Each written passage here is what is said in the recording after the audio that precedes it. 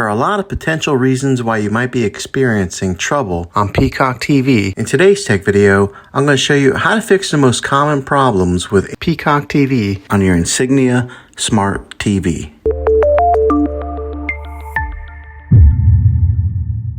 Let's see if we can fix your problems and get your Peacock TV back up and running as quickly as possible. The first one, it's the easiest one to try, and that's to unplug your TV from the wall outlet and wait 60 seconds. Now don't be impatient here, wait the whole 60 seconds, then plug it back in. This is very different from turning your TV on and off with your remote control. This is what we call a hard reset of your TV, so make sure you do this method. If that doesn't work, then find your router that is giving you Wi-Fi and unplug the power to that for 60 seconds. Then plug it back in. If it fixes it, great. If not, let's go ahead and move on to the next method. Try deleting the Peacock TV app on your TV. Go to wherever the apps are located on your system and remove the app altogether. Then reinstall the Peacock TV app again. After you reinstall it, you might have to log back in with all your credentials, but hopefully this works. And if that doesn't work, then I recommend buying an affordable Roku stick, Fire Stick, or Apple TV 4K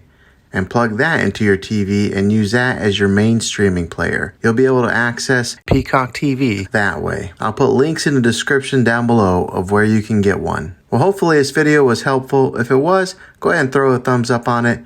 Go ahead and subscribe to my channel. I make tech videos all the time, and I would love to have you back in the next one. Take care.